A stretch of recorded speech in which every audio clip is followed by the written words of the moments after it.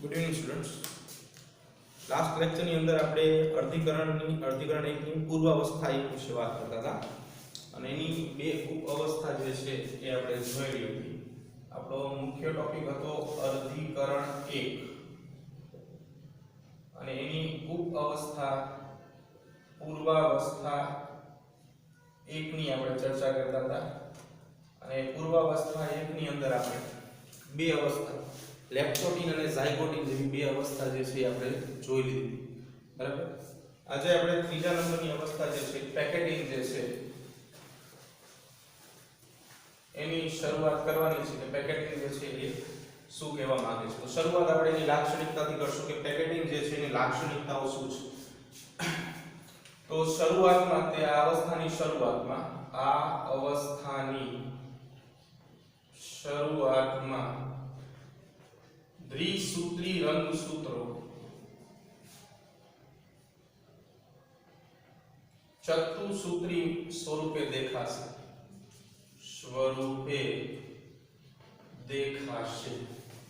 બરાબર.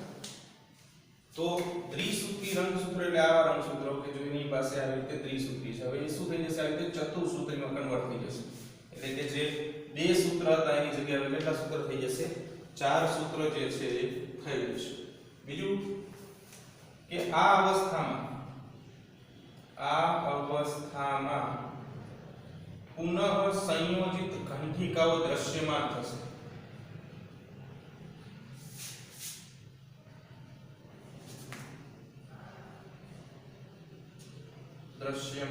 એટલે કે રંગસૂત્ર જે છે એ ઘેરા દેખાશે. ઘંટિકાઓ દ્રશ્યમાન થવાની પ્રક્રિયા જે છે એ થશે.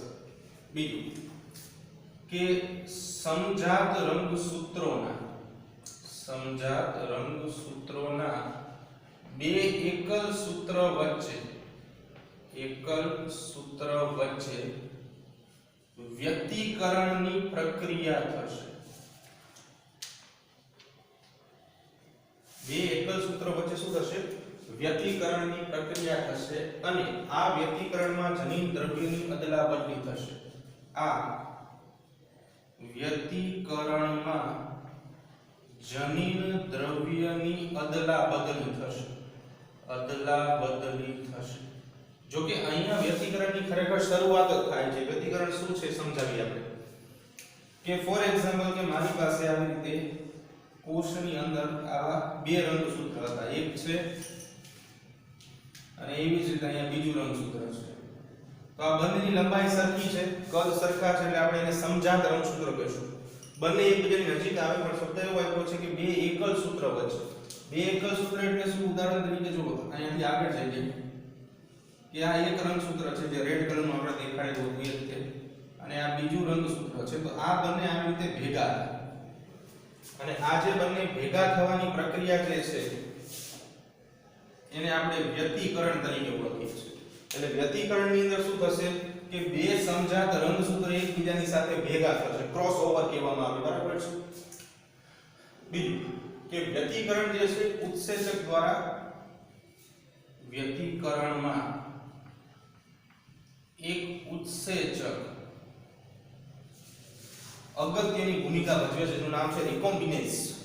બરાબર. એઝ લાગી બધા ઉત્સેચક કહેવાય. આપણે સમજાવેલ હતું રિકોમ્બિનેઝ ઉત્સેચક જે છે, રિકોમ્બિનેઝ અગત્યની ભૂમિકા ભજવે છે.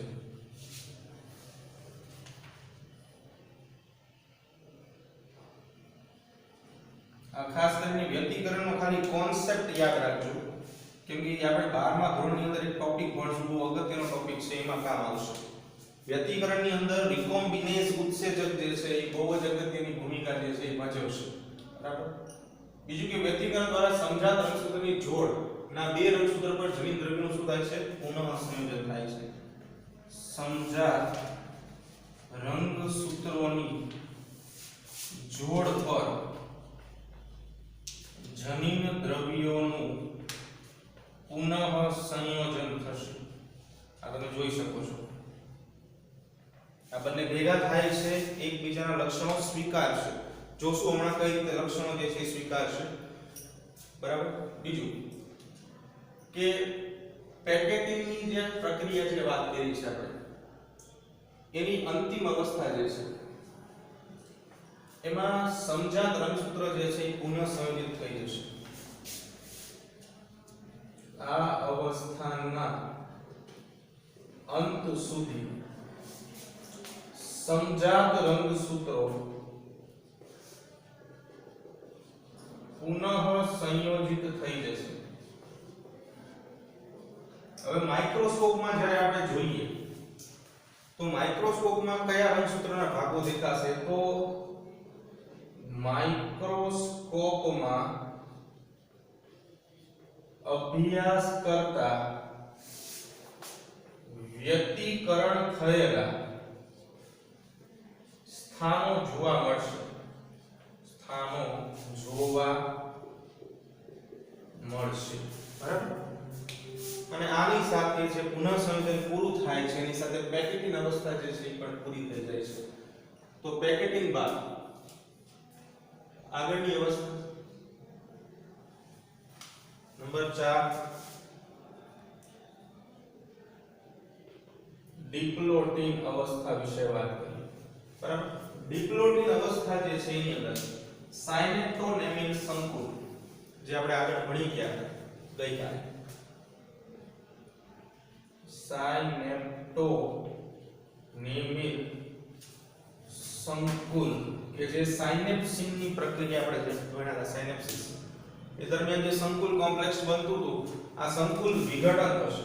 આ સંકુલનું વિઘટન થવાની સાથે આ અવસ્થાની શરૂઆત થશે. અવસ્થાની શરૂઆત થાય છે એટલે આ જે સંકુલ આખું બન્યું છે ધીમે ધીમે તૂટતું જશે. જેવું તૂટશે એટલે પ્રક્રિયાની શું થાય? શરૂઆત થશે. પણ જે સ્થાને અહીંયા વ્યતિકરણ થયેલું છે આ ભાગ એ એમને એમ રહેશે. જે સ્થાને વ્યતિકરણ થયેલ હશે તે સ્થાન જેમ હતા એમ જ રહેશે. બરાબર. બીજું કે સાથે સાથે અહીંયા એક X આકારની રચના જોવા મળશે. X આકારની રચના કે જેને બીજા શબ્દોમાં સ્વસ્તિક ચોકડી કહેવામાં આવે છે જોવા મળશે. તો X આકારની રચના પર સ્વસ્તિક ચોકડી શું છે? જો ફોર એક્ઝામ્પલ કે આ એક રંગસૂત્ર છે જે મુજબ અહીંયા વાત કરી દીધી છે તે જોવાનું છે, ખાલી આકારને બદલ્યા છે. અહીંયા બીજું રંગસૂત્ર હતું, આ બીજું રંગસૂત્ર આ છે. તો તમે જોઈ શકો છો કે અહીંયા X આકારની રચના પડે છે.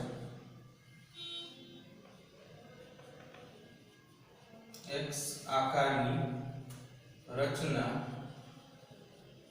અથવા સ્વસ્તિક ચોકડી જે છે એ તમને અહીંયા જોવા મળશે કારણ કે બંને રંગસૂત્ર શું થઈ ગયા છે? વ્યતિકરણ પામી ગયા છે. એટલે X આકારની રચના અથવા તો સ્વસ્તિક ચોકડી જે છે એ જોવા મળે છે.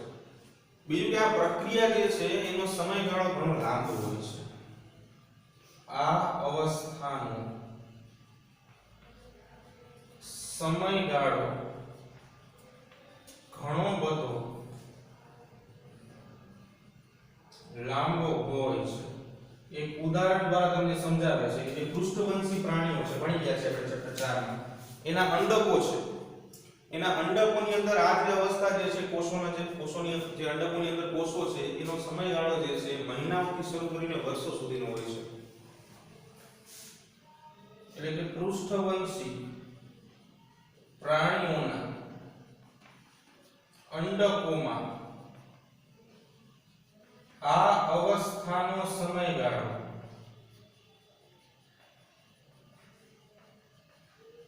મહિનાઓથી વર્ષો સુધી ચાલે છે.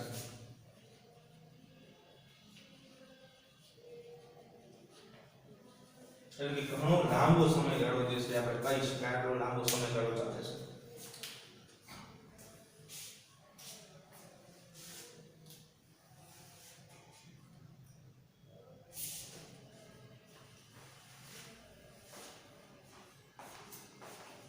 આકૃતિ ડિપ્લોટીનમાં રાખજો ખાસ, બરાબર. ડિપ્લોટીનમાં આ અવસ્થા જે છે બની જશે.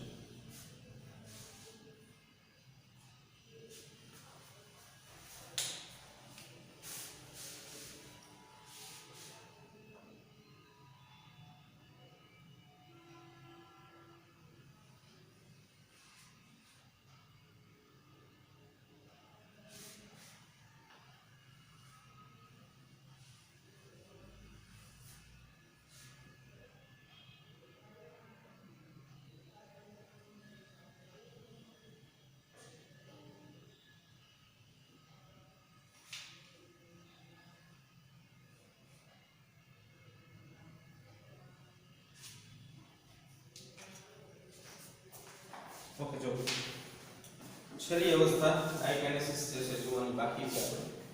તો ડાયકાઇનેસિસ જોઈએ અને એની સાથે આપણે પૂર્વાવસ્થા એક જે છે એને પણ પૂર્ણ કરશું.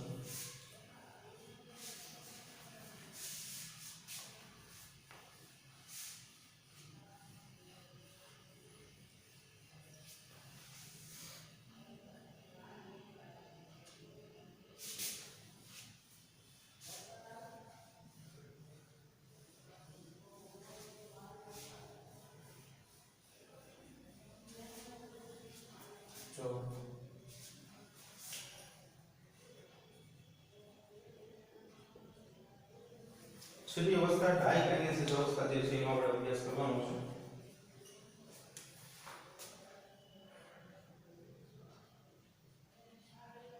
ડાયકાઇનેસિસ, તો ડાયકાઇનેસિસ જે રહી પૂર્વાવસ્થા એકની અંતિમ અવસ્થા છે અને આ અવસ્થા જેવી પૂરી થાય એવી ભાજના અવસ્થા એકની શરૂઆત થાય. પૂર્વાવસ્થા એકની અંતિમ અવસ્થા છે અને આ અવસ્થાની પૂર્ણાહુતિની સાથે ભાજનાવસ્થા એકની શરૂઆત થાય છે. ભાજનાવસ્થા એકની શરૂઆત થાય છે એટલે કે મધ્યસ્થ અવસ્થા તરીકે આપણે એને ગણી શકાય કે જે પૂર્વાવસ્થા અને ભાજનાવસ્થાને શું કરે છે, જોડે છે. બરાબર. ઓકે, બીજું કે અહીંયા શું થાય છે તો કે રંગસૂત્રોનું ઘનીકરણ થાય છે. ઘનીકરણ થાય છે. આ જે ઘનીકરણ થાય ને એ પૂર્ણ કક્ષાએ પહોંચી જાય છે, લાસ્ટ સ્ટેજ. બરાબર. હવે રંગસૂત્રો ધીમે ધીમે છૂટા પડતા જાય છે. બરાબર છે. પણ એની જોડ જે છે ને એટલે કે પેરમાં જે રંગસૂત્ર હોય જળવાતા જશે. બરાબર. એટલે કે વ્યતિકરણ અને સ્વસ્તિક ચોકડીમાંથી રંગસૂત્રો મુક્ત થાય છે અને એની સાથે સાથે પણ રંગસૂત્રોની જોડ યોગ્ય માત્રામાં જળવાઈ રહે છે. પેર જે છે ને એ યોગ્ય માત્રામાં જ રહેશે, જળવાઈ રહેશે. જો હવે શું કહેવા માંગે છે કે વ્યતિકરણની પહેલાની આપણે વાત કરીએ તો આપણે આવું સમજેલા હતા કે આ રીતે રંગસૂત્ર હોય. એક રંગસૂત્ર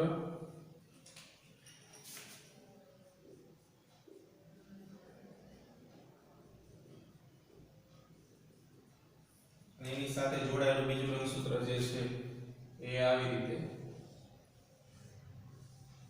ક્રોસઓવર થાય એકબીજા ઉપર, જેને આપણે સ્વસ્તિક ચોકડી કહેતા.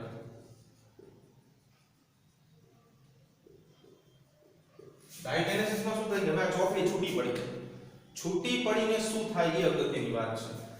આ સ્વસ્તિક ચોકડી જે આ બની હતી, આ ક્રોસઓવર એ છૂટું પડી છે અને એના કારણે હવે શું થઈ જશે કે બે અલગ અલગ રંગસૂત્ર જે છે એ છૂટા પડશે.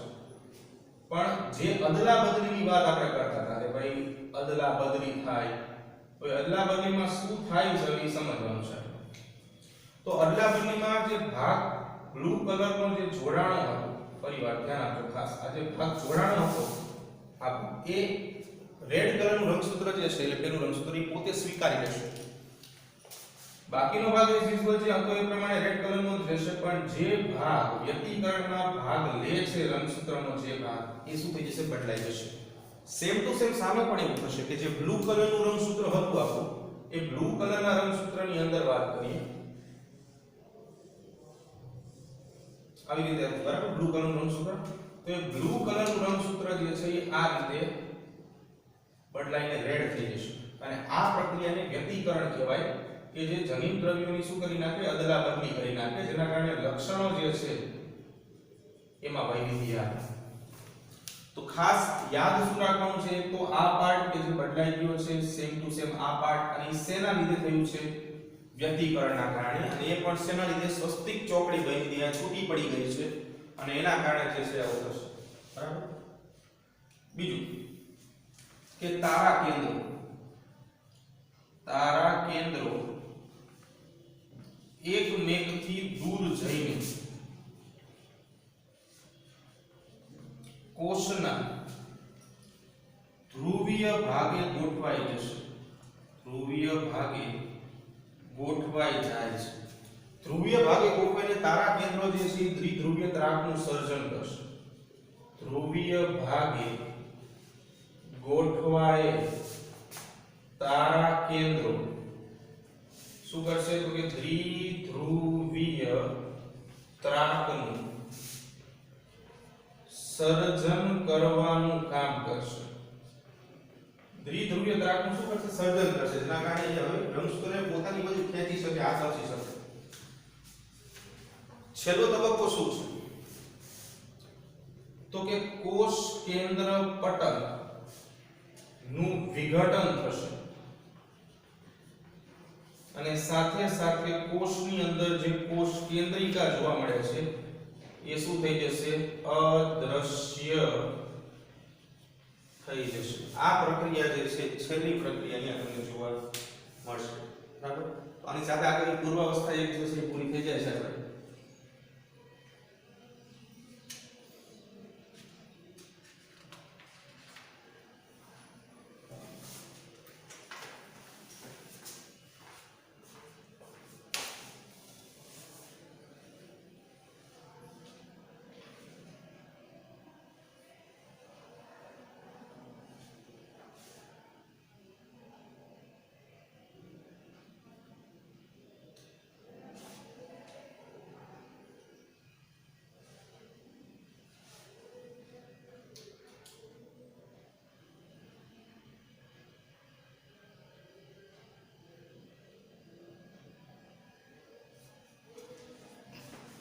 જો પૂર્વાવસ્થા એક બાદ હવે આપણે આગળ વાત કરવાની છે ભાજનાવસ્થા એક વિશે. બરાબર. અર્ધીકરણ એક ટોપિક હજી ચાલે જ છે આપણે. બરાબર. અર્ધીકરણ એક કરતા અર્ધીકરણ બે જે છે થોડું સરળ છે, કારણ કે એની અંદર આવી પેટા અવસ્થાઓ બહુ નથી આવતી.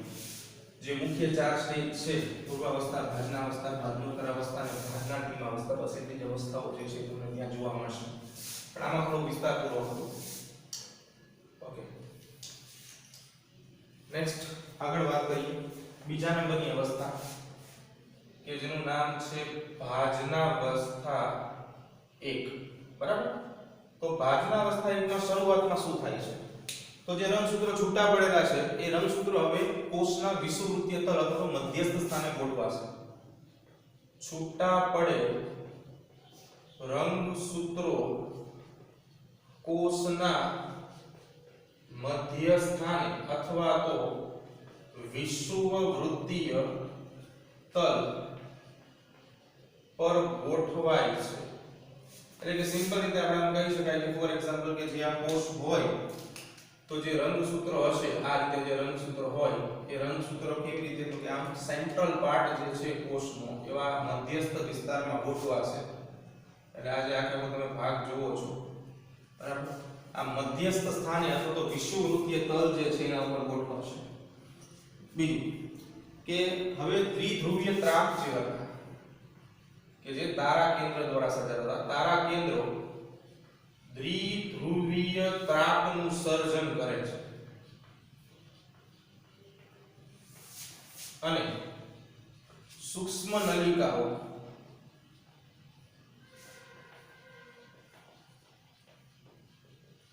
સ્વતંત્રપણે સેન્ટ્રોમિયરની સાથે જોડાશે. રંગસૂત્રના સેન્ટ્રોમિયરની સાથે જોડાશે એટલે શું થાય? ઉદાહરણ તરીકે આ કોષ છે, બરાબર. આ જે રંગસૂત્ર જે છે એ સેન્ટ્રલ પોઈન્ટ પર હતા, મધ્યસ્થ સ્થાને આવી રીતે. તો અહીંયા જે તારા કેન્દ્રો જે ધ્રુવ ઉપર પહોંચી ગયા છે એ શું કરશે? દ્વિધ્રુવીય ત્રાક સૂક્ષ્મ નલિકા દ્વારા સ્વતંત્ર સ્વરૂપે આવી રીતે સેન્ટ્રલ ભાગ પર શું કરશે? એની જોડ કરશે અને પોતાની બાજુ જે છે એને ખેંચશે, બરાબર. અને આની સાથે ભાજના અવસ્થા એક જે છે એ પૂરી થાય છે. ભાજનોત્તર અવસ્થા એક ની વાત કરીએ તો ભાજનોત્તર અવસ્થા એક જે છે એ શું કહેવામાં આવે છે? નંબર 3 ભાજનોત્તર અવસ્થા 1. બહુ ઓછું હવે આવશે, ખાલી પેલી જે પૂર્વ અવસ્થા હતી એમાં તે થોડુંક લંબાઈ હતી. તો આ અવસ્થા દરમિયાન સમજાત રંગસૂત્ર છૂટા પડે છે અને દોહિત્ર રંગસૂત્રિકાઓ સેન્ટ્રોમિયરથી જોડાય છે. એટલે કે આ અવસ્થા દરમિયાન સમજાત રંગસૂત્રો છૂટા પડે છે અને દોહિત્ર એટલે કે બે જે રંગસૂત્રિકાઓ સ્વતંત્રપણે સેન્ટ્રોમિયરની સાથે જોડાયેલ હોય છે. સેન્ટ્રોમિયરની સાથે જોડાયેલ હોય છે. જે ઉપર બે આકૃતિ આપણે દોરી છે એને સંલગ્ન આકૃતિઓ જે છે આપણે સમજીએ તો ધીમે ધીમે કોષ જે છે એ વિભાજન પામવાની શરૂઆત કરે એટલે ધીમે ધીમે આ જે છે ને આને આ બાજુ ખેંચે ને આ બાજુ ખેંચે. એટલે અત્યારે કોષ આવો સેજ લંબાયેલો થઈ ગયો, હજી ખાંચ પડી નથી અંદર. બંને છેડે શું છે તો કે ભાઈ તારા કેન્દ્ર છે આવી રીતે ફોર એક્ઝામ્પલ આ બંને જગ્યાએ છે. રંગસૂત્રને પોતાની બાજુ ખેંચે છે એટલે ફોર એક્ઝામ્પલ કે આવી રીતે સેન્ટ્રોમિયર છે, આવી રીતે રંગસૂત્રો જે છે બરાબર આમ આવેલા છે.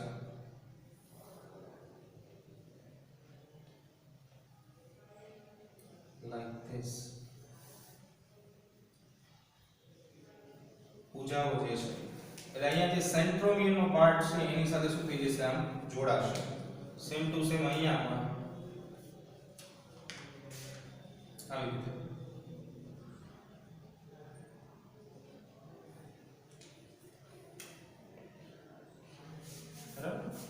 એટલે કે જે બે દોહિત્ર બે રંગસૂત્રિકાઓ છૂટી પડી છે સ્વતંત્રપણે શું કરે છે? અસ્તિત્વ જે છે ધરાવશે. છેલ્લી અવસ્થા જે આપણે અંત્ય અવસ્થા તરીકે આપણે ઓળખીએ છીએ. તો હવે ચોથા નંબર ઉપર અંત્યાવસ્થા 1. પૂર્વાવસ્થા 1 ની જે અંતિમ અવસ્થા હતી એની અંદર આપણે એવું કીધું કે કોષ કેન્દ્ર પટલ જે છે અદ્રશ્ય થાય, કોષ કેન્દ્રિકા જે છે બરાબર દૂર થઈ જતી હતી. તો અહીંયા શરૂઆતમાં તે કોષ કેન્દ્ર પટલ અને કોષ કેન્દ્રિકા પુનઃ એટલે કે ફરી વખત દેખાશે અથવા તો સર્જાશે. કોષ કેન્દ્રિકા અને કોષ કેન્દ્ર પટલ કે જે ગુમ થઈ ગયા હતા એ ફરી વખત દ્રશ્યમાન બનશે, બરાબર. આ અવસ્થાને કોષ કેન્દ્રિક અવસ્થા પણ કહેવામાં આવે છે કારણ કે કોષ રસ વિભાજનથી આ અવસ્થાની શરૂઆત થાય છે.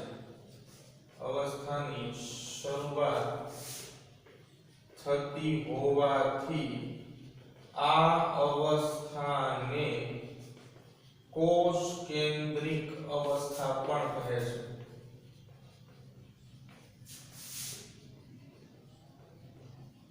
એટલે કોષ કેન્દ્રિક કોષની કોષ કેન્દ્રિક અવસ્થા કરીને આવે એમાં પ્રશ્ન કે એમસીક્યુ પૂછાય તો આ જે છે જવાબ આવશે.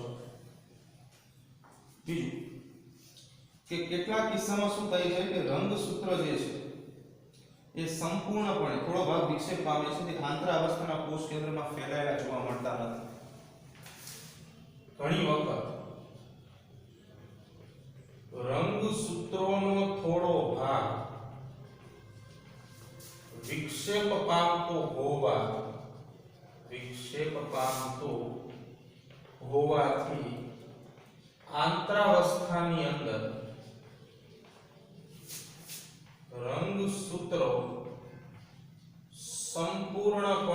ફેલાયેલા જોવા મળતા નથી. વિક્ષેપ એટલે થોડો મિશ્ર થઈ જાય એટલે આખા સંપૂર્ણપણે ચોખ્ખા સ્વરૂપમાં તમને ઘટકો જે છે એ જોવા નહીં મળે. આ એની એક લાક્ષણિકતા છે કે શા માટેમાં ઘટકો જે છે એ જોવા મળતા નથી. બરાબર. બીજું કે ઇન્ટરકાઇનેસિસ અથવા તો આંતરકોષ વિભાજન, એક પ્રશ્ન આ રીતે પૂછાઈ શકે. ઇન્ટરકાઇનેસિસ અથવા તો આંતરકોષ વિભાજન એક માર્કનો પ્રશ્ન જે છે અહીંયાથી પૂછાય. અગત્યનો પ્રશ્ન, ઘણી વખત જે છે પૂછાતા હતા પ્રશ્ન. તો એ શું છે? તો બે ક્રમિક અધિકરણની અવસ્થા વચ્ચેનો જે છે આ ગાળો છે. એક માર્કનો પ્રશ્ન છે એટલે બે ક્રમિક અધિકરણ અવસ્થા વચ્ચેનો સમયગાળો.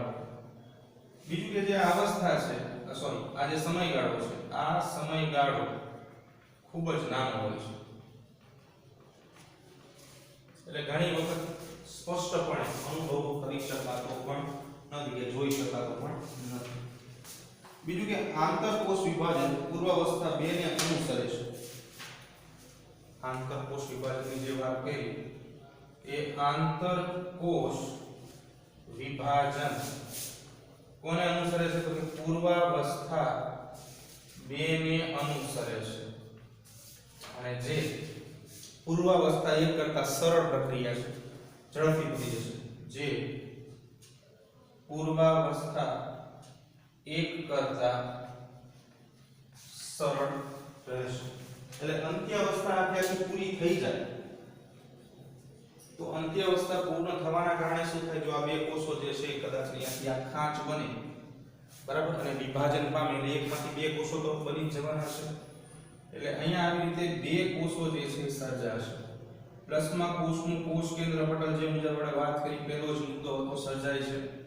તો એના કારણે શું થાય કે તમને આવી રીતે રંગસૂત્ર જે છે એ સ્પષ્ટપણે કોષની અંદર જોવા મળશે.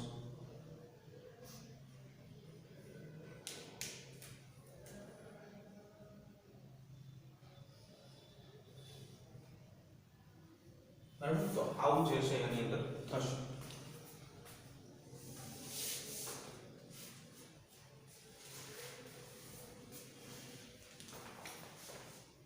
કોષ કેન્દ્રીય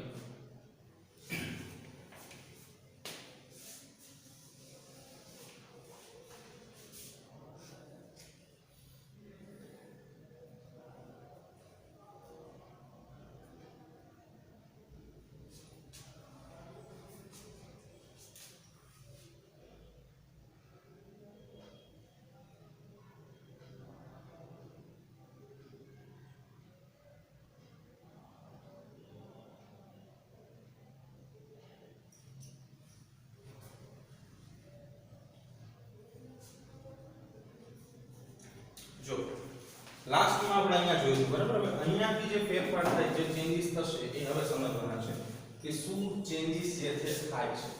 અર્ધીકરણ 1 જે છે અહીંયા આપણે પૂરું કરી નાખ્યું છે. હવે વાત આપણે કરશું અર્ધીકરણ 2 ની. અર્ધીકરણ 2 જે છે ખરેખર સમવિભાજન જેવી જ અવસ્થા છે અને એની જે 4 પ્રક્રિયાઓ છે બહુ જ સરળ અને ટૂંકી પ્રક્રિયા છે. તરત તમને સમજાઈ જશે. આ એક છેલ્લો પોઈન્ટ જે છે આપણે યાદ રાખશું કે હવે આપણો કોષ જે છે અર્ધીકરણ 1 માંથી પસાર થઈ ગયો પછી કોષ જે છે કેવો લાગે છે, બે કોષો જે બન્યા છે એ કેવા લાગે છે એ હવે સમજવાનું છે.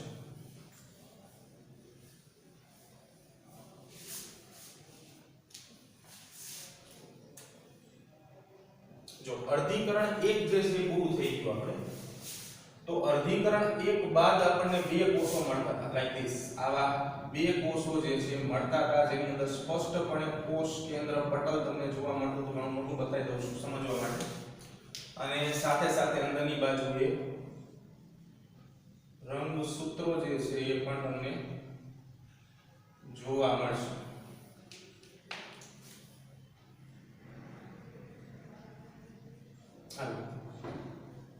કોષ કેન્દ્ર પટલ મળી ગયું છે, રંગસૂત્ર મળી ગયા છે. જે બીજી એક વાત હતી કે ભાઈ કોષ કેન્દ્રિકા પણ અંદર જોવા મળશે. આવી અવસ્થા સુધી પહોંચી ગયા છે આપણે. બરાબર. ચાલો હવે અહીંયા આપણે પહેલી અવસ્થા કે જેનું નામ છે પૂર્વાવસ્થા 2 એની શરૂઆત કરવાની છે. તો છેલ્લે આપણે કોષરસ વિભાજનની વાત કરેલી તો કે કોષરસ વિભાજન થયા બાદ કોષરસ વિભાજન બાદ તરત જ અર્ધીકરણ 2 ની શરૂઆત થઈ જાય છે. જેવું કોષરસ વિભાજન પૂરું થશે એવું અર્ધીકરણ 2 જે છે એ શરૂ થયેલું જોવા મળશે. બરાબર. બીજું કે આ પહેલા એટલે કે આ અવસ્થા પહેલા રંગસૂત્રો લંબાયેલ હોતા નથી. હવે આ પ્રક્રિયામાં બધી આ અવસ્થામાં બધી પ્રક્રિયાઓ જે છે એ કરવાની છે. બીજું કે અર્ધીકરણ 2 જે છે એ સમવિભાજન જેવી અવસ્થા છે. એટલે અહીંયા સમવિભાજનની પ્રક્રિયા જે રીતે થતી હશે એવી રીતે મોટા ભાગે પ્રક્રિયા થશે કે જે વિપરીતપણાનો ગુણધર્મ ધરાવે છે અર્ધીકરણ 1. હવે પૂર્વાવસ્થા 1 પૂરી થાય એટલે પૂર્વાવસ્થા 2 પૂર્ણ થતા પહેલા અથવા તો પૂર્ણ થાય ત્યારે કોષ કેન્દ્ર પટલ અદ્રશ્ય થાય છે. કોષ કેન્દ્ર પટલ અદ્રશ્ય થાય છે અને રંગસૂત્રો જે છે એ ઘટ્ટ બને છે. કારણ કે હવે બીજું એક વિભાજન જે છે આપણે શરૂ કરી છે જેનું નામ છે અર્ધીકરણ 2. બરાબર. ચાલો તો અહીંયા પૂર્વાવસ્થા બાદ બીજી અવસ્થા જે છે જોવાની છે જેનું નામ છે ભાજનાવસ્થા 2. બરાબર. ઉપરની અવસ્થા જે મુજબ આપણે વાત કરી છે એ મુજબ પૂર્વાવસ્થા જે છે એની અંદર શું થશે તો કે ભાઈ આ જે 2 કોષ છે એ 2 કોષમાંથી એકને આપણે થોડુંક નીચે દોરી નાખીએ. આપણે આ થોડું ચાર્ટ રીતે સાથે સમજાવી દઈશું. આ એક કોષ છે, બીજો કોષ છે, કોષ કેન્દ્ર છે. બરાબર.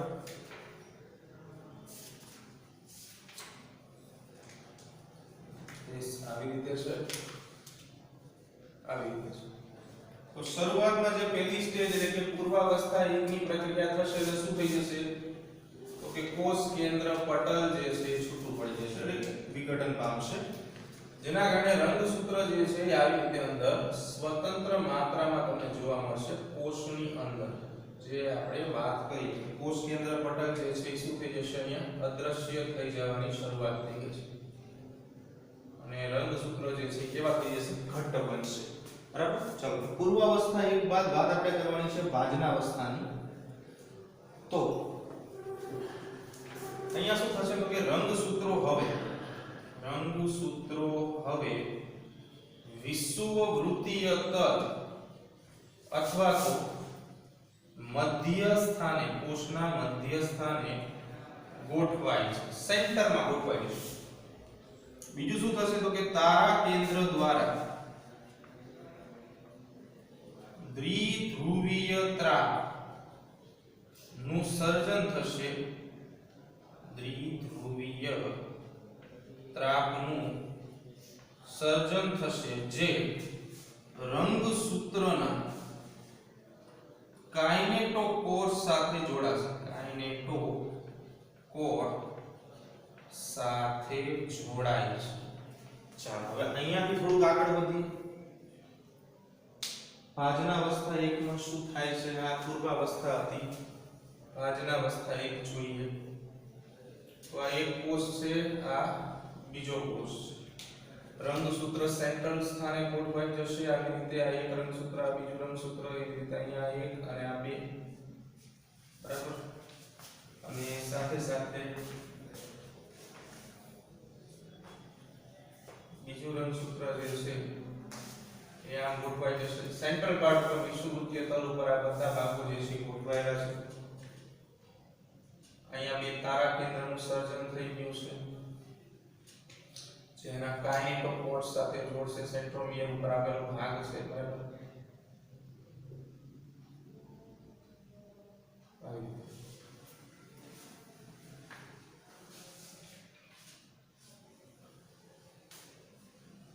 તો આવી રીતે જે છે ખેંચાણની પ્રક્રિયા જે છે ભાજના અવસ્થા 2 ની અંદર તમને જોવા મળશે હવે ભાજના અવસ્થા 2 બાદ આગળ ભાજનોત્તર અવસ્થાની વાત કરીએ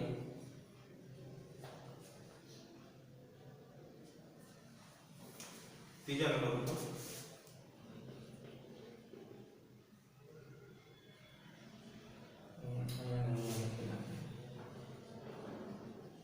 ભાજનોત્તરાવસ્થા 2 એટલે આમાં શું થશે કે જે રંગસૂત્રીય વિભાજન જે છે એટલે કે સેન્ટ્રોમિયરથી રંગસૂત્ર વિભાજન થવાની શરૂઆત કરશે સેન્ટ્રોમિયરથી રંગસૂત્રીય વિભાજનની શરૂઆત થાય છે જે આ અવસ્થાની લાક્ષણિકતા દર્શાવે છે જે બે ભુજાઓની વચ્ચે સેન્ટ્રોમિયર આવેલું છે ત્યાંથી વિભાજન થવાની શરૂઆત થશે કે જે શું છે લાક્ષણિકતાની શરૂઆત છે બીજું કે રંગસૂત્ર જે છે જે છૂટા પડેલા હોય એ બે એકલ સૂત્ર જે સેન્ટ્રોમિયર યુક્ત હોય છે એ પરસ્પર બે ધ્રુવો પર ખસશે છૂટા પડે અને બે એકલ સૂત્ર ધરાવતા ઘટકો એકબીજાથી દૂર બે વિરુદ્ધ ધ્રુવો પર ખસશે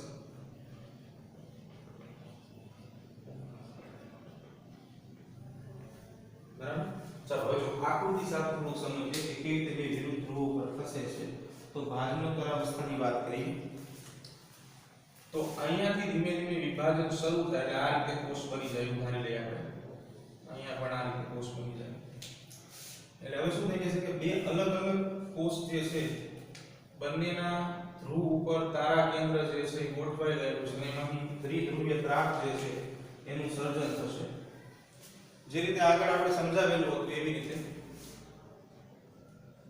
કે અહીંયા અને આ ભાગે એવી રીતે અહીંયા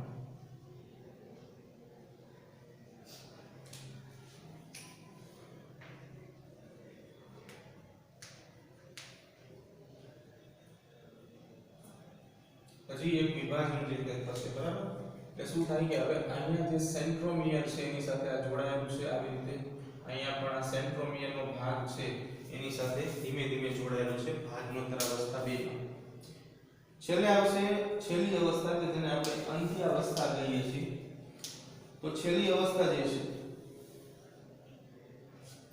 જેને આપણે નામ આપીશું ભાજનાંતિમા અવસ્થા અથવા અંત્ય અવસ્થા જે છે તો અંત્ય અવસ્થા 2 ની વાત કરીએ લાસ્ટ સ્ટેજ અંત્યાવસ્થા 2 શું છે તો કે અર્ધીકરણની અંતિમ અવસ્થા છે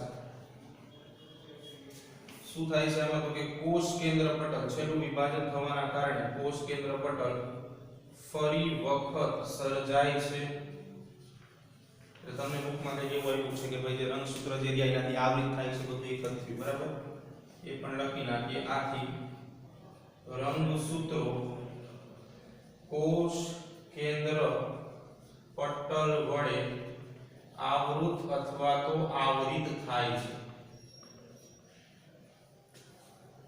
અને સમગ્ર વિભાજન પૂરું થયા બાદ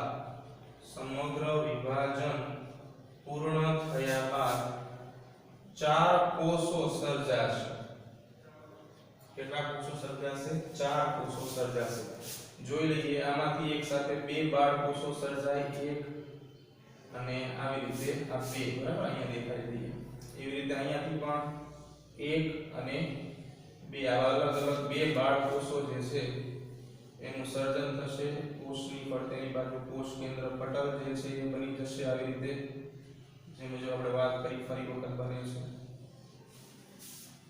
અને જે રંગસૂત્રની વાત છે તો આવી રીતે રંગસૂત્ર જે છે એ એકલ સૂત્રયુક્ત હશે, આવી રીતે, બરાબર. બ્લુ કલરનું જે ખેંચી ગયો છે એવી રીતે, સાથે સાથે એક રેડ કલરનું પણ હશે, આમ.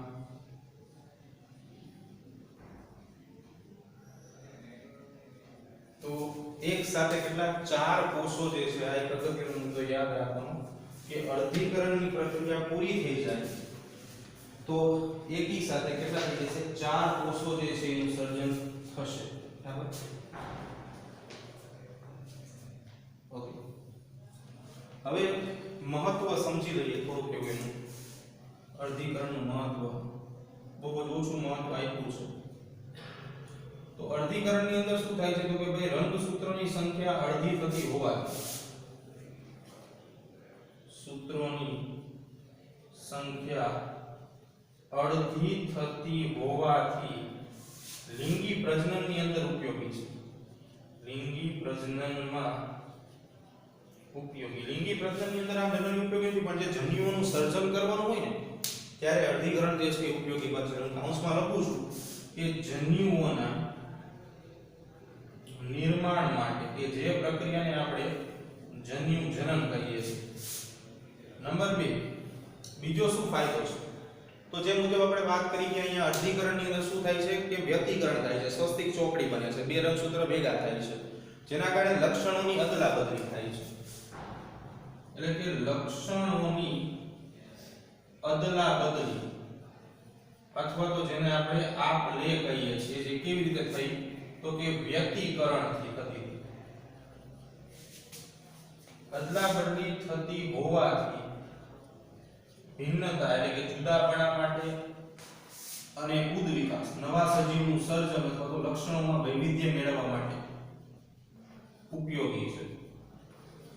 જો તમારા માતા પિતાના સમગ્ર લક્ષણ તમારામાં નહીં હોય, કાં તમે એકલા માતા જેવાય નહીં હોય કાં એકલા પિતા જેવાય નહીં હોય, થોડા લક્ષણ બેમાંથી આવે છે, તો એનું કારણ આ વ્યતિકરણ છે, બરાબર. કોષોની અંદર વ્યતિકરણની ક્રિયા થાય છે, એટલા માટે આ બધું થતું હોય છે, બરાબર.